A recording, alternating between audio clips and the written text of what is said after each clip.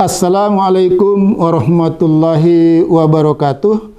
Bismillahirrahmanirrahim. Alhamdulillahirabbil alamin. Wassalatu wassalamu ala asrafil mursalin nabina Muhammadin wa ala alihi wa ashabihi wa man tabi'a hudahu bi ihsanin ila yaumiddin. Bapak-bapak, ibu-ibu, saudara-saudara, para pemirsa dimanapun berada, yang kami hormati, yang sangat kami muliakan, pada kesempatan ini alhamdulillah saya punya waktu untuk menjawab pertanyaan dari Ibu Husnul Khatimah. Kemarin pernah bertanya kepada saya tentang, ya kayaknya dia tidak bisa tenang karena ada ustadz yang menyampaikan bahwa ad-dunya mataul gurur, itu dunia itu kesenangan yang bersifat menipu. Lalu pertanyaannya, bagaimana kita menggapai dunia yang tidak bersifat menipu kita? Ini pertanyaannya bagus sekali. Dunia yang tidak bersifat menipu itu memang dunia yang halal. Kalau tidak halal biasanya bersifat menipu. Perlu kita pahami di awal surat Al-Baqarah itu ayat 3 itu Allah berfirman, A'udzubillahi minasyaitonirrajim, Bismillahirrahmanirrahim. Wallazina yu'minuna bil ghaibi wa yuqimunas sholata wa mimma razaqnahum yunfikun. Di ujung ayat ini ditegaskan oleh Allah, Allah memerintahkan kita, Allah memberikan kita rezeki dan memerintahkan kita untuk menginfakkan, ya yunfikun, ya menginfakkan apa yang telah direzekikan oleh Allah kepada kita. Nah, kita bicara tentang rezeki, kita bicara tentang harta. Pertanyaannya, apakah setiap harta itu rezeki? Oh tidak. Ya, yang namanya rezeki itu adalah halal. Karena itu pemberian Allah, mustahil Allah memberikan kita sesuatu yang haram. Ya, yang namanya rezeki itu adalah harta yang halal. Bagaimana harta yang halal itu? Ya, ini harta yang tidak bisa bersifat menipu. Kalau harta yang tidak halal itu bersifat menipu, ya kadang juga diperoleh dengan cara tipu menipu. Begitu, ya.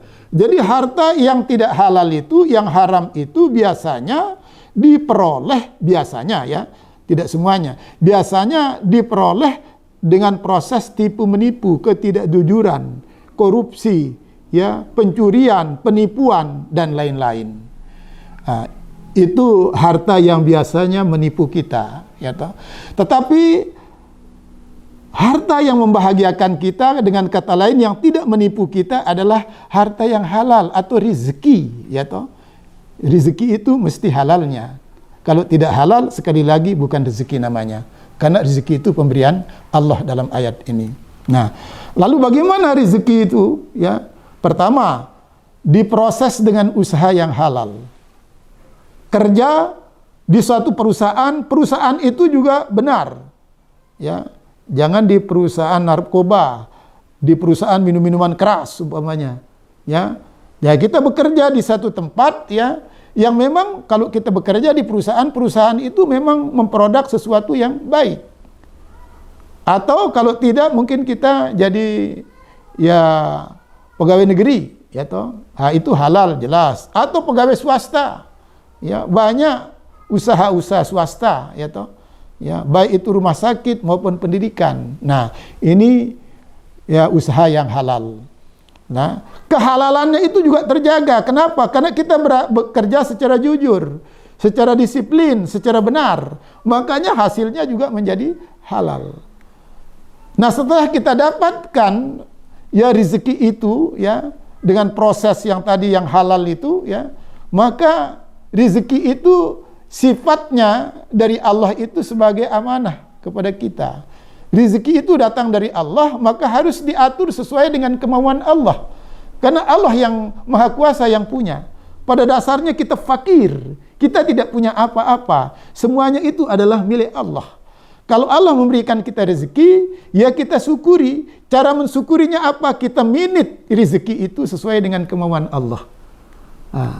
Tadi kita proses dengan cara yang halal. Setelah kita miliki, kita minit, kita manfaatkan dia secara halal pula. Ya, untuk apa? Ya, untuk membeli, untuk melakukan sesuatu yang halal. Dimanfaatkan ya rezeki itu untuk sesuatu yang dihalalkan oleh Allah Subhanahu wa taala.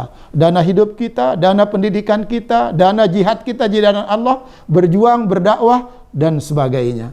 Antara lain menyantuni fakir miskin dan lain-lain. Terus yang selanjutnya apa? Infakkan. Tadi di dalam surat Al-Baqarah ayat 3 itu mengatakan, wa mimma razaqnahum yunfikun. Apa yang kurezekikan kepadamu, yang kuberikan kepadamu itu, maka kamu infakkan. Nah, berinfak itu ya baik dalam keadaan ya kita lapang maupun dalam keadaan sempit. Itu salah satu ciri orang beriman sehingga tidak tertipu dengan dunia. Ya toh? Ya, begitu di dalam Al-Qur'an. Jadi ciri orang yang imannya fungsional itu yunfikuna fis-sarra'i wad-dharra. Dia menginfakkan hartanya baik dalam keadaan lapang wad-dharra maupun dalam keadaan sempit. Kalau orang berinfak, bersedekah, ya, berzakat, ya, dalam keadaan lapang punya, ya toh, itu biasa. Tetapi kalau orang berinfak, bersedekah, ya, dalam keadaan sempit, ini luar biasa. Dalam keadaan sempit, dalam keadaan kekurangan, dia masih bisa berbagi. Wah, ini luar biasa kepedulian sosialnya, jiwa insaniahnya, jiwa humanistiknya, itu luar biasa. Nah, kalau seperti ini cara kita, insya Allah kita tidak tertipu dengan dunia. Makanya kita diingatkan oleh Allah Subhanahu wa taala, ad-dunya mata'ul gurur. Dunia itu kesenangan yang bersifat menipu kamu. Baik dunia itu adalah harta, tahta maupun wanita. Nah, gitu. Jadi kira-kira itu. Ya, gambaran dunia itu kalau kita kelompokkan harta, tahta dan wanita. Ya, insya Allah. Ya, karena harta juga bisa menggoyang kita, ya, untuk memanfaatkan, ya toh, harta itu untuk hal-hal yang tidak baik. Karena orang berbuat maksiat pun juga perlu dana kok. Nah, oleh karena itu mari kita lebih berhati-hati, ya, bagaimana kita menghindari ya dunia yang tidak bersifat menipu.